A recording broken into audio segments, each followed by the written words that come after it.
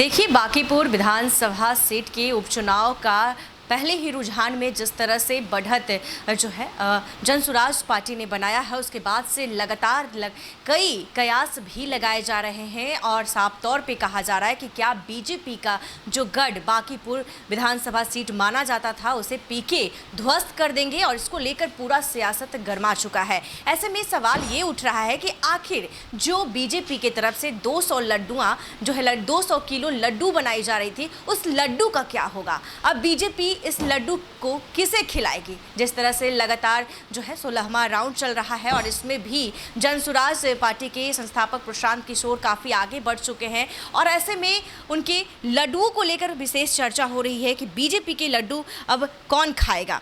BJP खेमे को अपनी जीत का इतना भरोसा था कि नतीजे आने से पहले ही 200 किलो लड्डू तैयार कर लिए थे।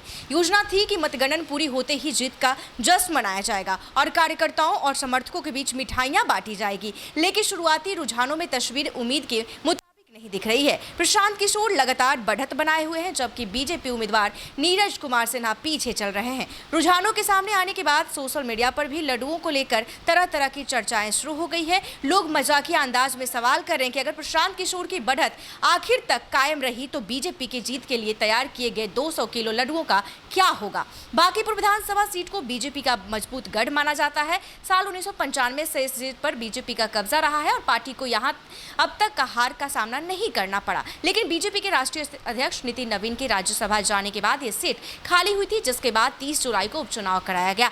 इस बार बांकीपुर सीट पर कुल 34.30% मतदान हुआ। यह पिछले विधानसभा चुनाव की तुलना में करीब 7% कम है। उपचुनाव में कुल 26 उम्मीदवार मैदान में हैं। बीजेपी ने युवा मोर्चा के नेता नीरज कुमार सिन्हा को मैदान में उतारा, जबकि आरजेडी ने रेखा गुप्ता पर भरोसा जताया। हालांकि शुरुआती रुझानों में रेखा गुप्ता तीसरे स्थान पर चल रही है। फिलहाल मुख्य मुकाबला प्रशांत किशोर और बीजेपी उम्मीदवार नीरज कुमार सिन्हा के बीच दिखाई दे रहा है। प्रशांत किशोर के लिए यह चुनाव खास है क्योंकि ये उनका पहला विधानसभा चुनाव है और चुनावी रणनीतिकार के तौर पर लंबे समय तक सक्रिय रहने के बाद उन्हें जनसुराज पार्टी के जरिए सीधे चुनावी राजनीति में कदम रखा।